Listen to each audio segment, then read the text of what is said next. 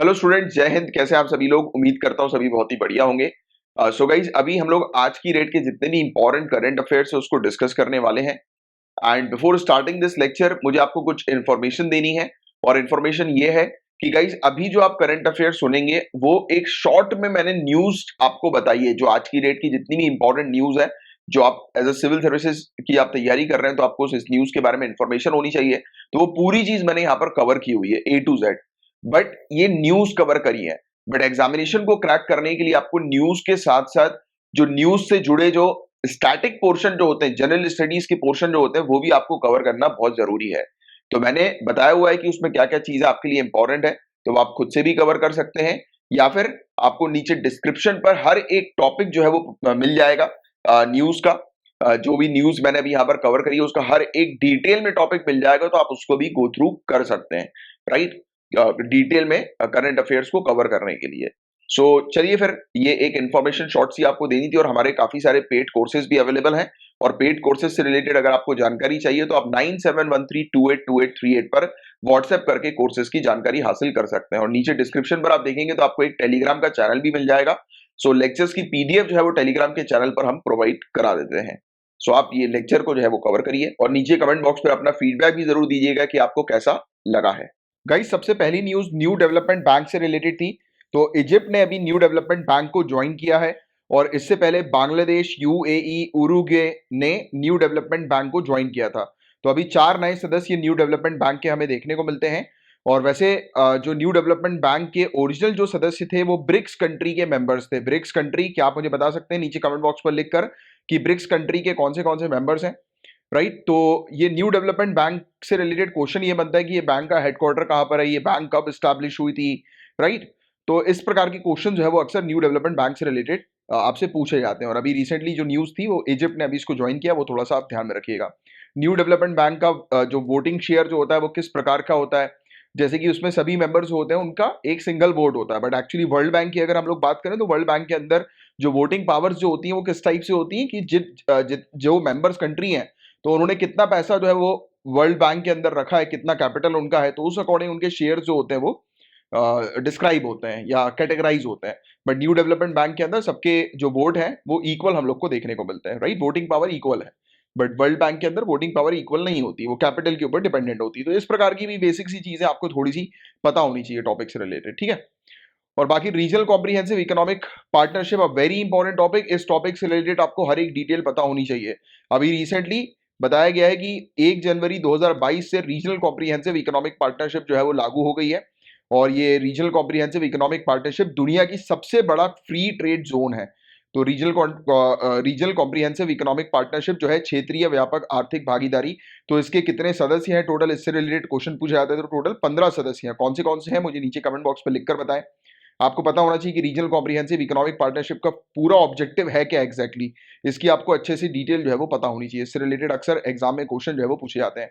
और हाँ, ये वाली अंडरस्टैंडिंग भी आपको पता होनी चाहिए कि इंडिया इसकी सदस्य नहीं है। अब क्यों इंडिया ने रीजनल कॉम्प्रिहेंसिव इकोनॉमिक पार्टनरशिप को ज्वाइन नहीं किया, तो उसके बारे में भी एक अच्छा आइडिया आपको होना चाहिए। बाकी अभी Atal ranking of institutions on innovation achievements, ARIIA, इसकी 2021 की रैंकिंग अभी जारी हुई है। और इसमें बताया ये जा रहा है कि हमारी जो IIT मद्रास है वो फर्स्ट रैंक है उसकी। और ये लगातार 3 सालों से ऐसा हम लोग को देखने को मिल रहा है कि IIT मद्रास फर्स्ट रैंक पर है, फिर सेकंड पर IIT बॉम्बे और थर्ड पर IIT दिल्ली हमें देखने को मिल रही है। तो ये टेक्निकल इंस्टीट्यूट में ये टॉप 3 इंस्टीट्यूट हमारे हमें देखने को मिल रहे हैं ARIIA के तहत।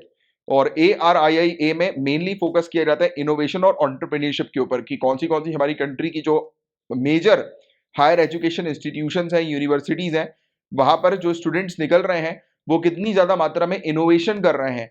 राइट, या नए नए स्टार्टअप्स स्टैब्लिश कर रहे हैं, सेटअप कर रहे हैं, या एंटरप्रेन्योर बन रहे हैं। तो इसको जो है वो चेक किया जाता है। तो टेक्निकल के मामले में IIT मद्रास टॉप पे है, फर्स्ट रैंक है, फिर IIT बॉम्बे, फिर IIT दिल्ली। और नॉन टेक्निकल इंस्टीट्यूट में इग्नू दिल्ली, और फिर Indian institute of management Kozhikode है। तो ये टॉप 2 हम लोग को देखने को मिल रही है। तो ये इससे रिलेटेड आपको बेसिक सी जानकारी जो है वो होनी चाहिए ARRIA के बारे में। तो ये मिनिस्ट्री ऑफ एजुकेशन का इनिशिएटिव है, इसे इंप्लीमेंट किया जाता है AICTE के द्वारा और मिनिस्ट्री ऑफ एजुकेशन के इनोवेशन सेल के द्वारा। तो ये बेसिक सी चीज आपको इसके बारे में पता होनी चाहिए। Armed forces special power act, ये कानून बहुत इंपॉर्टेंट है, इससे रिलेटेड हर एक जानकारी आपको होनी चाहिए। नागालैंड में अगले 6 महीनों तक आफ्सपा जो है वो लागू रहेगा, इससे रिलेटेड न्यूज आई थी, बट आपको आफ्सपा के बारे में बहुत अच्छे से पता होना चाहिए, काफी डिटेल में इसकी हर एक चीज आपको पता होनी चाहिए कि क्या पावर दी जाती है आफ्सपा के तहत, आर्मी के पास क्या पावर होती है, डिस्टर्ब्ड एरिया कौन से होते हैं, कौन डिस्टर्ब्ड एरिया को घोषित कर सकती है, तो सेंट्रल गवर्नमेंट, गवर्नर स्टेट की या यूनियन टेरिटरी के जो एडमिनिस्टर हम लोग या एडमिनिस्ट्रेटर जो हम लोग को देखने को मिलते हैं, तो ये एक एरिया को एज अ डिस्टर्ब एरिया के तौर पर जो है वो घोषित कर सकते हैं। तो ये एक आपको आइडिया होना चाहिए इस प्रकार से, क्योंकि अक्सर ऐसी चीजें एग्जाम में जो है वो पूछ ली जाती है, राइट। फिर कौन सी कमिटीज जो है जो कि आसपा के खिलाफ हैं, ऑनरेबल सुप्रीम कोर्ट की आसपा को लेकर क्या गाइडलाइंस हम लोग को देखने को मिल रही है, तो इसका एक आपको अच्छा सा आइडिया होना चाहिए। और एक और बहुत इंपॉर्टेंट टॉपिक सामने आया था जिसमें बताया ये जा रहा है कि साइंटिस्ट ने आइडेंटिफाई कर दिया है पहला क्वांटम इंटेंगल्ड एनिमल, जो कि है फ्रोजन टार्डिग्रेड। तो फ्रोजन टार्डिग्रेड ध्यान में रखिएगा, पहला क्वांटम इंटेंगलमेंट एनिमल है ये हर गंभीर से गंभीर परिस्थिति में जो है वो सरवाइव कर सकता है, जी सकता है टार्डिग्रेड। तो ये पॉइंट आप थोड़ा सा ध्यान में रखिएगा। और आपको ये पता होना चाहिए कि क्रिप्टोबायोसिस क्या होता है, इससे रिलेटेड न्यूज जो है वो आ सकती है। तो क्रिप्टोबायो मतलब इससे रिलेटेड आपसे क्वेश्चन जो है वो पूछा जा सकता है, क्योंकि क्रिप्टोबायोसिस जो है वो एक्सट्रीम कंडीशन होती है जिस कंडीशन में रहकर एक लिविंग ऑर्गेनिज्म जो है वो एक्सट्रीम एनवायरनमेंट में सरवाइव कर सकता है, यानी कि वो अपने मेटाबॉलिज्म को टोटली जीरो कर सकता है, ना वो रिप्रोडक्शन करेगा, ना वो सांस लेगा, ना वो सर्वाइव, मतलब एक प्रकार से ऐसा होता है कि उसकी मृत्यु हो चुकी हो, ये मान के चलिए आप कि एक्सट्रीम एनवायरनमेंट में जैसे बहुत इतनी ज्यादा ठंड है कि वो ठंड जो है वो बर्दाश्त से बाहर है लिविंग ऑर्गेनिज्म के लिए, तो वो क्या करता है, वो अपनी बॉडी को जो है वो इस प्रकार से बना लेता है कि वो एक प्रकार से मर जाता है उस एनवायरनमेंट में। और जैसे ही उसके लिए जो एनवायरनमेंट जो होता है वो सर्वाइवल के लिए बेटर होता है, बनता है, ठीक होता है, तो वापस वो सर्वाइव कर जाते हैं। तो ऐसी कंडीशन को जो है वो क्रिप्टोबायोसिस कहते हैं। तो क्रिप्टोबायोसिस के बारे में आपको एक अच्छी जानकारी होनी चाहिए कि ये एग्जैक्टली है क्या, राइट। और फिर इसके अलावा आपको इसके बारे में बहुत मतलब अच्छे से पता होना चाहिए क्वांटम इंटैंगलमेंट क्या होता है, राइट। इससे रिलेटेड साइंस एंड टेक्नोलॉजी में आपसे क्वेश्चन जो है वो पूछे जा सकते हैं। और बाकी अभी एक घटना सामने आई है, नेक्स्ट न्यूज पे हम चल रहे हैं। अब एक घटना सामने आई है जिसमें बताया ये जा रहा है कि चाइना ने जो है वो कंप्लेन करी है कि यूनाइटेड स्टेट्स की, स्पेशली इलॉन मस्क की जो कंपनी हम लोग को स्पेस एक्स देखने को मिल रही है, तो उसकी स्टार लिंक की 2 सैटेलाइट चाइना के स्पेस स्टेशन टियानगोंग स्पेस स्टेशन से टकराते टकराते बची हैं। तो इसको लेकर चाइना जो है वो कंप्लेन कर रहा है। बट इस टॉपिक के अंदर आपको मेनली जो पता होना चाहिए वो आउटर स्पेस ट्रीटी के बारे में पता होना चाहिए, जिसको कहा जाता है treaty on principle governing the activities of states in the exploration and use of outer space including the moon and other celestial body. Hindi में इसका मतलब नाम है आउटर स्पेस ट्रीटी का, बाहरी अंतरिक्ष संधि का, कि चंद्रमा और अन्य नक्षत्रीय पिंडों सहित बाहरी अंतरिक्ष में अन्वेषण एवं इसके उपयोग हेतु राष्ट्रों की गतिविधियों को नियंत्रित करने वाले सिद्धांतों संबंधी समझौते। तो ये चीज आपको थोड़ी सी पता होनी चाहिए कि ये एग्जैक्टली आउटर स्पेस ट्रीटी है क्या एग्जामिनेशन के लिए, ये चीज आपके लिए बहुत इंपॉर्टेंट है,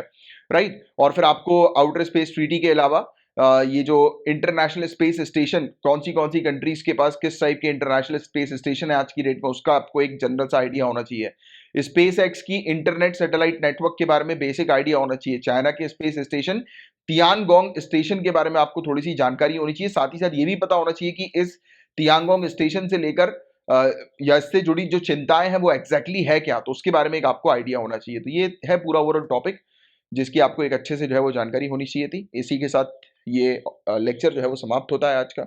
जय हिंद।